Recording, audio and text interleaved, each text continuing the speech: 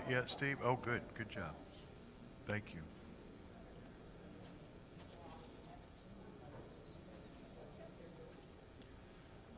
Good morning. I want to welcome everybody this morning, as we always do. We're glad you're here with us, whether you're here in person or whether you're online. We want to welcome you. We want you to know that we're glad you're here. I realize that there's a lot of things you could be doing on a Sunday morning.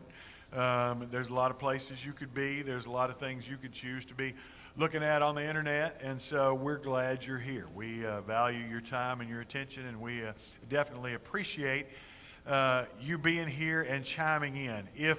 I think everybody that's here knows what we're doing. We have been for a long time doing a study of what we call the unseen realm. We've looked at angels and demons and spiritual beings and all kind of stuff, and that's been going on for quite a while. I don't really know how long. I don't keep track of it. I just kind of roll. But we are finishing up. We are finishing up. We're coming in for a landing. Seat backs and tray tables in the upright position. We are coming in. And so if you remember a couple of weeks ago, I asked if you had any questions to send those to me. And so we have a few here. And we're going to cover a little bit of those this morning just to kind of give it a wrap up. And then next week, I think we're going to do something totally different just to kind of cleanse your palate. And then we're going to dive into the Holy Spirit. And we're going to do a study because that kind of shoehorns in with what we've been doing. And if we were continuing this study, it's where I would go next. And so I think that's something that bears looking into and attempting as best we can to understand. And so that's what's coming for this class. And beyond that, I can't speak to, but that way you know what's coming up and what we're looking at. So I'm going to read you the question and this morning, and then before I answer it, I'm going to open up the floor and let us kind of discuss it, because many of these are things that we have covered, and I'm either whoever asked the question wasn't here that week, or I did not do a good job of communicating the material. Either one of those is possible. I take full responsibility for that. And so if we ask this and nobody knows the answer, then it's probably my fault. That's what I never understood when I was in education. You get these teachers and they think they're good because, well, nobody can pass my test. And I'm like, I don't know that I'd be bragging about that, because I don't know. It kind of sounds like you didn't do a good job of teaching. So let's jump in. The first question is about Satan, and so that's been a while since we really delved into that. It's been a while, but I'm just going to read. I'm actually putting two questions together because they kind of connect. The first one: why is Satan the head demon in charge? What does he offer that compels others to follow him? Does any of the Second Temple literature or things that you've talked about speak to that? And then the second question from a different individual is, in our section on the devil, you mentioned Satan is Lord of the dead. In your view, how did he come to occupy this position, and how does he exercise authority over a person once they die, especially if they do not belong to Christ? And so there's a lot packed into those two questions. So we're going to break them down a little bit and not tackle the whole thing at once. We're going to kind of break it down. So first of all, why is Satan the head demon in charge? Well, and I'm doing the opposite of what I just told you I was going to do. So let's hear what everybody else has to say. Why is Satan the head demon in charge, Tony? Oh.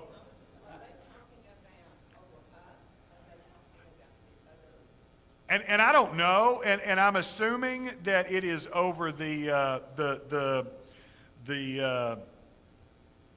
other spirits in the unseen realm. That's what I'm assuming. And so I'm going to keep all these questions anonymous, so I'm not going to single you out. And honestly, I don't remember who asked what. It's on my email. But if this is your question and you were meaning something else, send it back to me this week, and we'll try to tweak that and come back. I'm assuming we're talking about why do all the other demons and spiritual beings and whatnot follow Satan. And we've talked about Satan, that's not really a proper name. It's a job description, but later on it becomes a proper name because it's describing one particular being. We talked about all that. Let me go, Miss Pat, and then Jason, because I'm going to let the ladies go first. This is just an opinion. Absolutely. I think he is followed, but because he is so, let's say, bright, he has a light in him that came from when he was serving God, and these other beings think, oh, wow. Okay. That's a good opinion. And I'm going to restate that for the record. What she said was that he is so bright, and not, we're not saying he's really smart. I mean, although he probably is, but he's so bright because of, from his previous time serving God, that all these other beings still follow that light. I buy that. Jason, what do you say? Well, it's like that. This is also just my opinion, but I'm going to say they figured that he was the most evil. Okay. Jason says that they, being the other spiritual beings, figure that he was the most evil. So he's kind of like top dog, the meanest dog in the yard, or whatever. That's fair. I would start off saying, first of all, that Satan is not a demon. The figure that we call Satan is not a demon. And we have covered this, that he's never called a demon in Scripture, ever. He's never referred to in the same sense as demons. He is a spiritual being, but he's something else.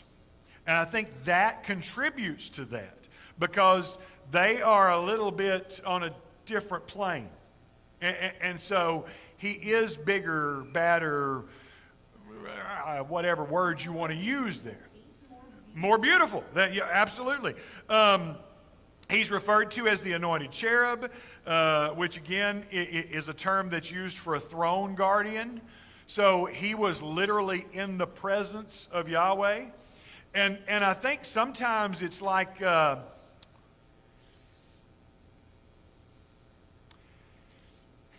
I say a lot of times that people in groups herd. Does that make sense? That people are like cattle. If you're getting the cattle to cross the creek, right? That place where that first cow walks, they're going to all walk through that same place. Am I wrong? Joe, am I wrong? That they're going to all walk through that same place. And even if there's an easier place right over here, wherever that first one goes, that's where they're going to go. I think people are like that, and I think sometimes in the spiritual realm it's like that. He was the first rebel.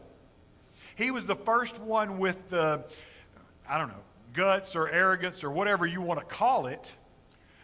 Stupidity. I mean, to stand against Yahweh. I mean, there's something there, because that takes a lot of something, and whatever you want to call it, we can call it arrogance, we can call it ego, we can call it whatever you want to call it. There's something there, because for you to be the one that stands up and I'm going to go against you, that I can see how that would engender some kind of admiration or respect, especially among lesser beings. When we've talked about demons are something different, that these are based on the Book of Enoch and some of the Second Temple Jewish literature, all those said, and I think you can see reflected in the New Testament that New Testament writers believe this, that the demons were somehow connected to the Nephilim, the sons and daughters that were produced out of the union, the Genesis 6 rebellion. And when the sons of God had relations with the daughters of men, they produced this race called the Nephilim. And then there'll be the Rephaim and the Anakim. That's the different generations. That's like children, grandchildren, great-grandchildren. And so as those died, because their souls weren't going to go to Sheol or to the place of the dead that human souls would go to, they really had nowhere to go. And so they roam the earth, causing disruptions because they're angry about that. This is the mythology with that. And so, again, we don't know how much of that's true. That's just what we have to go on. Tony? No, go, yes. Right.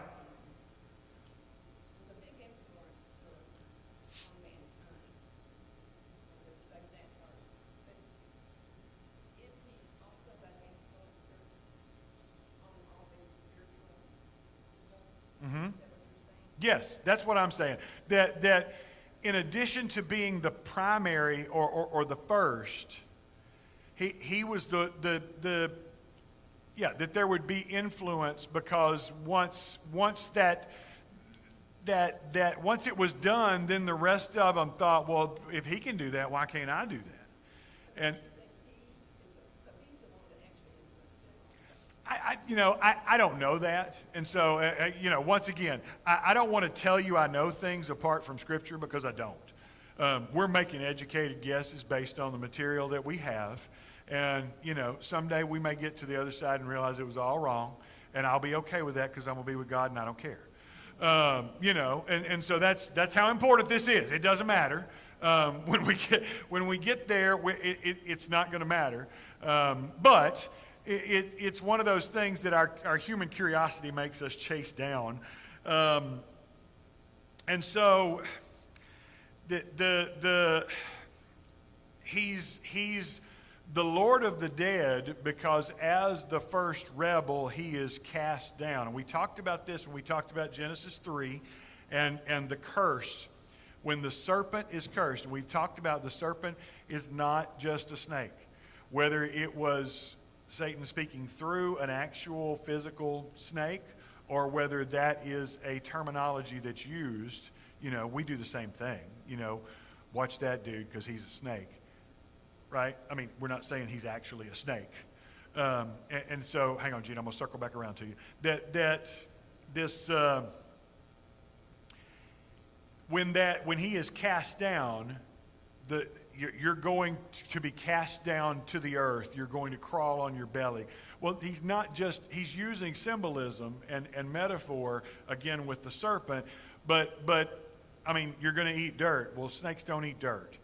So that's obviously more than just a literal curse of a snake, that there's something more going on there. And so the word that is used there for being thrown down to the earth and being forced to crawl on your belly on the earth is the same word that can be used for the realm of the dead. And so that would be what is under the earth in the Jewish mind. Don't get into science on me. This is not about science. That's their understanding of the world was very linear, up and down. And so the idea that he goes then down to the realm of the dead, and being the reigning, highest ranking spiritual being in the realm of the dead, sets himself up as, this is my kingdom. And what better way to get at God than to now have dominion and authority over the souls of all of these people that he loves so much? Because now, when they come down to the realm of the dead, who do they belong to? Well, they belong to me, because I am the Lord of the realm of the dead. You get the logic, whether it makes sense or not. Now, I've walked all over Gene, and I'm sorry.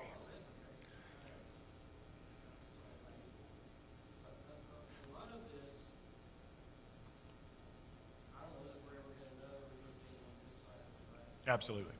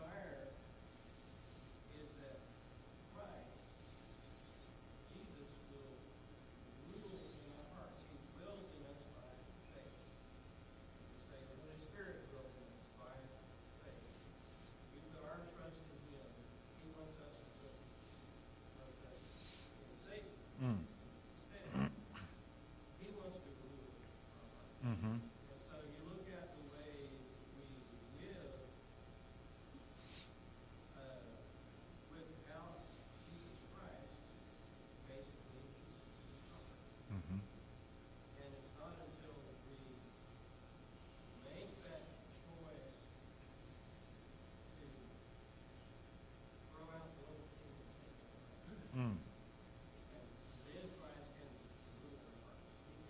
He can direct our lives through the teachings of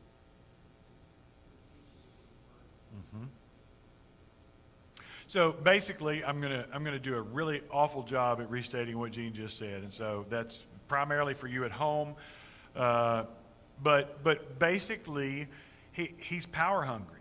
He wants to be in charge, and he wants to be on the same level as Yahweh. He wants to set himself up as equal to Yahweh. That's one of the reasons why anytime anybody who actually believes, I mean, his biggest thing is to convince you he doesn't exist. That's number one. If he can do that, then that's great. The second one is to convince you that he is somehow on the same level as Yahweh, because then he's still elevated to God's status, whether he has it or not, in the minds of those people. But as Lord of the dead, he set himself up as the owner of all those who would die and go to his realm. And so therefore, we are put in a place where, I was talking to somebody a couple weeks ago in a coffee shop, and if you sit in a coffee shop with a Bible open, people will come and talk to you, especially in this town, especially college students. Todd, am I wrong? And so it wasn't like bait. It wasn't like my deer stand, but I was in there studying and doing a thing, and people come up and start, why, if God is love, why would he send people to hell? And so then you just talk about it. That's a great question. If God is love, if God loves me, why would he send me to hell? And the bottom line is God's going to give you what you want. And he's inviting you to embrace Christ, who has redeemed you and bought you out of the power of sin and death. But if you want to be separated from God, he's not going to force you to be in his presence. And the definition of hell is not burning fires and all that stuff. It's separation from God. And so if you want to be separated from God, God's going to let you be separated. He's not going to force you to be part of what he's about. And so if anything, it's the opposite of he loves you enough to grant you your wishes. As much as that might hurt him, as much as that might... Anyway, it's a Reader's Digest version. So obviously we're not going to cover this in 15 minutes, but I hope that kind of sheds some light on it, because I'm going to move on to the second question. Can you clarify your view of the timing of the events related to the fallen sons of God?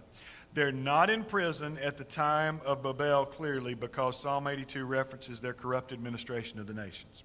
But they are imprisoned by the time of the resurrection if Christ is sent to proclaim victory over them.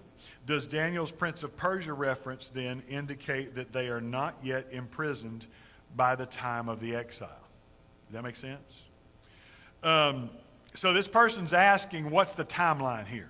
We've talked about these sons of God in Genesis 6 and how they are imprisoned for all eternity. And so then there's some confusion about the timeline. And so we're just going to go ahead and address that. Because what we're doing is we're taking a couple of different instances and putting them all together, and that's why the timeline doesn't work. Because the original offenders, the offending sons of God from Genesis 6, were imprisoned based on all biblical and Second Temple references. So that means Enoch and Peter and Jude all presuppose that those original offending spirits are locked away in prison somewhere in the abyss, for lack of a better term. They use different terms for it, but they're in jail. The other group, these sons of God who were allotted control over the nations, That's in Genesis 11 at Babel, and then will be referred to in Deuteronomy 32, and then their judgment in Psalm 82. That's a different group. And so that is a third rebellious group. You've got Satan as the first rebellion in Genesis 3, the sons of God and the daughters of men in Genesis 6 is the second rebellion, and then God puts these spirits over the nations in Genesis 11 and says, I'm going to just focus on this one group and on Abraham. That's where Genesis 12 picks up. And then Deuteronomy 32, you kind of get that the explanation of how he's assigning them, you're going to be over this nation or that nation. And then Psalm 82, he's mad at them and he is judging them and saying, I gave you authority over this and you've abused it. You've set yourself up as gods. You've accepted worship. You've perverted what I asked you to do. Instead of doing what you were told, you've created your own little kingdoms. And so now you want to be rulers of men. You're going to die like rulers of men because I'm done with you. And so that's kind of what's happening. So that's two different groups, and so that's why the timeline gets thrown off. Just because they're all called sons of God doesn't mean that we're all talking about the same individual entities. These are the sons of God is just another English translation of that Elohim, because we struggle with how to translate that. Because literally it means gods, and we don't like to translate it that way, because that causes more confusion, because then people are like, well, is the Bible polytheistic? No, it's saying that's these spiritual beings that set themselves up as something else. And so they're in the abyss at the end of the age. And so when it talks about Christ going and preaching to the spirits that are in prison, he's basically, he's in the realm of the dead, and they're all like, you're one of us now. We've got you down here. And he's basically saying, look, you thought you were doing this, and you're not going to do it. I'm not going to be here for long. I'm coming to break your control over everything. And you're not in charge of these people anymore, because I'm going to leave here. I'm going to rise again, and anyone who follows me is going to take the same path. I don't know if that's what he said. That's just the gist of it. We don't have that actual sermon recorded, but that's and then their final judgment is what's referred to as the day of the Lord. We're talking about that. We've been talking about that in Revelation, in the Revelation class. That's Revelation 15 through about 18 or 19, and that's that judgment. Part of that judgment is on these sons of God. Does that make sense? I'm gonna bounce off of that one pretty quick. Because I think we've got some better ones that we can talk about. We just talked about 1 Peter 3. That was the next question, so I'm not going to go back to that. This one is interesting, and I want to bear down on this one just real quickly. Does the ecclesia, that's the word that's used for church in the New Testament, the new man as a holy nation made up of Jew and Gentile, take on the mission, the original role the nation of Israel had to the nations? Not as a replacement in the sense that Israel is done away with, since we see God's heart for Israel reflected through Paul in Romans, but in faithfulness only being fulfilled through his servant, his son, and thereby through his body, the new creation. That's the question. And so basically the question, I'm going to rephrase this, and if this is your question and I'm doing you wrong, send me an email and tell me you butchered that, dude. Do it again. I'm cool with that. So the idea is the church then replacing Israel, or are we carrying on what Israel's duty was to the nations? So Israel was supposed to be a light to the nations. You're supposed to be a holy priesthood, a city on a hill. You get all that, right? And so is the church supposed to carry on that mission, or are we starting over as something different? that's my understanding of this question. And once again, if that's not what you were asking, then hit me up, because trust me, I'm good with being wrong. I'm wrong all the time. I live in a house full of women, so they point it out to me all the time. Seriously though, so let's put that out on the floor. What do you think? Is the church, this new creation, supposed to follow through and carry out the mission of Israel? Are we supposed to have a new mission? Are we supposed to cooperate those sometimes? Did one end and the other begin? Larry, did you hand up? It's not a yes or no, both and, I think. I agree. Yes, Israel was supposed to be like the nation. The main purpose of Israel was to accomplish God's task, having the Son come to be able to redeem us. He has come, we're now the true Israel, the children of God now. It's not localized to a bloodline. It's up through the blood of Christ's line. Mm-hmm. So, it's gone from, I gotta keep this line pure, to I need to make all pure. And so it's a different task.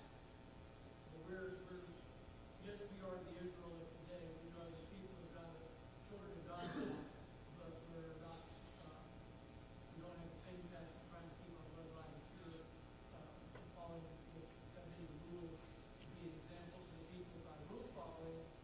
Our rule is to love the Lord God with all your heart, mind, soul, and strength. Absolutely. I should have just given you a microphone. We'd be done. Because basically it's not a yes or no, it's a yes and. Yes, we are supposed to be the new Israel, but in a different way.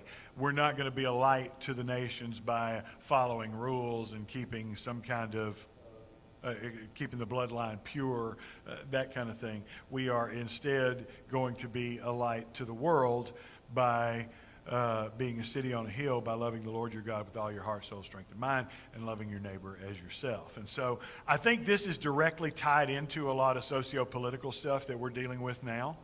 And once again, if this is your question and I'm off base, forgive me.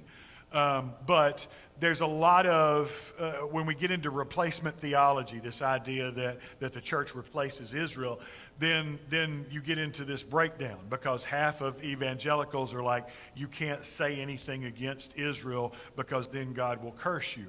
And so whatever Israel does, we have to support no matter what. And so then you see how that becomes a socio-political firestorm, because where do we go in there? And then you've got others who are, well, no, because the church is something new, and so we're cut off from that, and there you go. And so that whole idea plays into that this idea of replacement theology, and that replacement theology sort of overstates its case.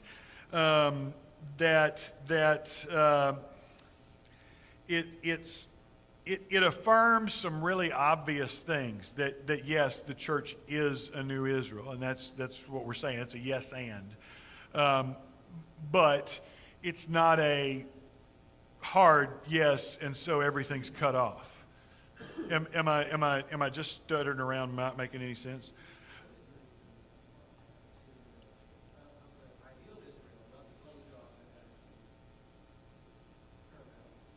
Right. Yes. The imagery of the real Israel, not the nation that it became, but what it was supposed to be, is, I think you can make the case that Jesus is the new Israel, because Israel was supposed to be the child of God that did all these things, and they failed miserably over and over and over and over, whereas Jesus fulfilled every single one of them. A man born under the law, you see the imagery. Preston, you had your hand up. I was going to say, it seems like the writer of Hebrews connects us to Israel by saying, those who live by faith were part of this plan of Jesus. It seems like he wants us to do it. Yeah, and so that's a good point. Preston said that the writer of Hebrews, especially in Hebrews 11, you see that he connects us to Israel, to these people of faith, and to all these great heroes and leaders of Israel that are listed there, and how we are connected then to this great cloud of witnesses from chapter 12. I think we can make the case that from Galatians 3, and we talked about this as we were looking at how our study reflected on interpreting the New Testament. Paul writes in Galatians 3:16, now the promises were made to Abraham and his offspring. It does not say, and to his offsprings, plural, referring to many, but referring to one, to your offspring who is Christ. Paul is stressing the singularity of the language. And so those promises, one of those promises from Genesis 12 that are made to Abraham is that you will, through you all nations will be blessed. And we can look back from this side and see that even back in Genesis 12, he's talking about Jesus. And so in a lot of ways, that was Israel's purpose, to be that conduit through which a Messiah could come. And so in a lot of ways, Israel fulfilled its purpose, even though they didn't totally fulfill all the requirements. Does that make sense? I'm kind of stammering around. I realize that. And it's awesome. It is awesome that a great, great God wanted to love his people and save them and send a Redeemer and let him die right in front of him. It's awesome. Absolutely. It's awesome, is what Miss Pat said, for those of you who didn't hear that, that a great God is making this plan, that he is instead taking it upon himself to be the Redeemer and to step into his creation. And I agree. I think that's one of the beautiful things of the Bible. And so this idea that a national Israel or an ethnic Israel or a political Israel, that we should not speak against that. I don't think that totally jibes, because that's not the same Israel that we're talking about in the Old Testament. I mean, national Israel, ethnic Israel is a Jew, and you're a Jew because you're born a Jew. And so I don't think that's something that you move into. It's not defined by geography. It's defined by ethnicity. And there's not really any Old Testament prophecy that can connect to a national Israel being created in 1948 and somehow connecting to. And so not that I believe Israel deserves a homeland. I'm not trying to say that there's anything wrong with that or anything. I'm just saying that I think not only are they a state that still rejects the Messiah, that's the religious people, but many people in national Israel today are atheists or at the minimum agnostic. And so, it's not the same Israel.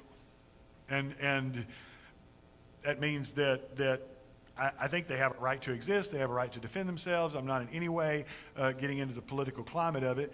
But I think that we, as God's people, still have the call, if you will, to, if they're doing something wrong, say you're doing something wrong. And that doesn't mean that you're going to bring down curses on you from God because you're calling out a nation for doing something that you disagree with or that you agree with or whatever. So I'm not here to argue about any of the conflict that's going on now, because that's a whole different ballgame. Any of that makes sense? Anybody want to add to that? That's the next one, I hope, because of how many times we've covered this, is going to be a softball. We're going to test my teaching right now, whether you get this or not. Is the angel of the Lord the pre-incarnate Christ, or is the angel of the Lord some spiritual being, member of the divine council? That's the question. Divine what? A member of the divine council. Is it a spiritual being, a member of the divine, a different spiritual being? Is the angel of the Lord and we've talked about how that appears over and over and over. Is the angel of the Lord the pre-incarnate Christ, or is the angel of the Lord a member of the divine council? And so Jason says A. Anybody else want to chime in on this? Anybody? Preston? No, we've talked about it a bunch. That's why I'm saying it's a reflection of my teaching. If everybody went, oh, then that's kind of on me. You think it's A? Everybody agree with that? Anybody disagree with that? And Larry? Huh? You say B. Okay, then tell me why. Tell me why. I'm sorry. It's just this is the way my brain works. I apologize. There are times that the Lord is mentioned, and there's times that the angel is mentioned, the angel of the Lord. So the messenger of the Lord is not the pre-incarnate Christ, okay? But the burning bush and the messengers coming through Abraham, where the Lord says that is the pre-incarnate Christ. Mhm. That is different to me than the angel of the Lord. And so Okay. I think you're all right. So if I was to answer that question, I would say yes. Because, here's why I say that, and I'm not trying to cop out. As Larry mentioned, there are places where God and the angel of the Lord are mentioned in the same scene. For example, Sinai. The Lord is giving directives, and the finger of the Lord is writing on a tablet. Okay? And so I think this comes back to Trinitarian theology, that there is God the Father and there is a physical manifestation, a second person of the Godhead, if you will. You with me? And so is that the pre-incarnate Jesus? Yes and no. It can be, but Jesus is also the product of the lineage that went before him, because he's a physical being. Does that make sense? And so, born of Mary, he's born of a woman for a certain reason, and Matthew lists all that lineage for a reason, right? He's still a product of that because he still came from that genetic makeup, so to speak. And so you go way back to, we're using Sinai as you go back to Sinai, none of that lineage existed. And so, yes and no, maybe. The lineage existed before Sinai. David was not born before Sinai. No, not David, But Abraham. okay, but Abraham, but David, Boaz, Ruth, that whole lineage that's listed, that didn't exist. And so you can't say that that's Jesus. You can say that it's the second person of the Godhead. How about that? which is what the pre-incarnate Jesus means. He has not been incarnate. He's not been incarnated yet. He's not. So when the actual Spirit of the Lord, the difference between the Spirit of the Lord and the angel of the Lord. Mm-hmm. The angel needs a messenger. So I have a hard time calling the messenger of the Lord. Okay. And I'm not arguing with you, because you may be right and I may be wrong. And once again, when we get to the other side, we'll go, oh, yeah, and we won't care because it doesn't matter. We're going to be in the presence of God. And so don't get hung up on this stuff, right? Don't get hung up on this stuff. This is fun to talk about, but once again, you don't have to, it's not going to be on the test. You don't have to know this to be saved. But yeah, we could go either way. I think we make the case that either way, whether the messenger of the Lord is the second person of the Trinity or it is a different divine being, we can make the case that it's still not Jesus of Nazareth, because Jesus of Nazareth is a human, and so there's fully human and fully, we got that. We agree on that. And even if that individual, whether it is even if that is if the second person of the Trinity does become the Jesus of Nazareth, however that works. I don't want to get into that because I don't know the answer to that. But the second person is embodied in the Old Testament, and whether that is